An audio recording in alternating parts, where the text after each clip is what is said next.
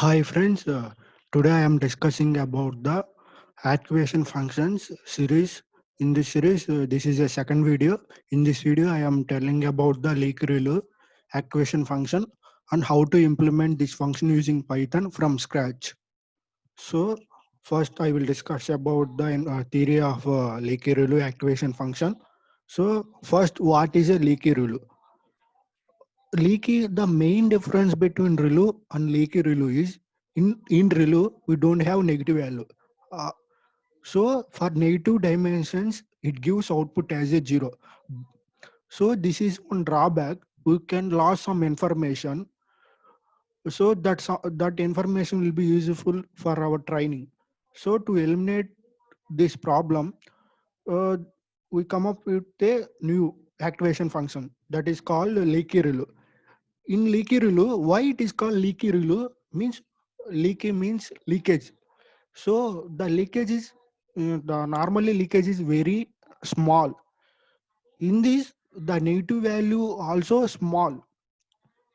So the slope of the negative value is very less. That's why they called leaky relu. So due to small slope, then we can get to these negative values.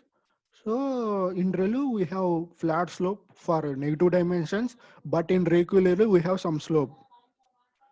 The slope coefficient is determined before training. That is, it is not learned during training. So we need to give that value based upon our wish.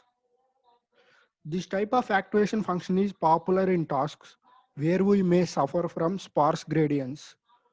So where we don't have sparse gradients, with the help of this activation function, we can find the sparse gradients.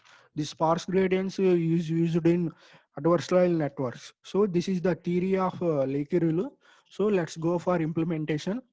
So this is the formula of the Leaky Relu. Only we have some negative slope. So we need to give some value to the negative dimension. So I am taking a point 1. So you can take your value as your wish. So I am taking point 1. I am multiplying with x and comma x. So for positive value, the value will be same. The output also same as the input. But in for negative, we multiply with this, that point 1. And this is the I am visualizing this Leaky Relu function. So I am taking the x values from minus 10 to 11 and I am putting this value in this function. I am plotting this function. So this is the Leaky Relu. So see, in the negative dimension, it has some slope rather than zero. And positive is same as the Relu. So it is the main difference between Leaky Relu and Relu. So thank you friends watching this video. Please subscribe my channel and please press bell icon. Thank you.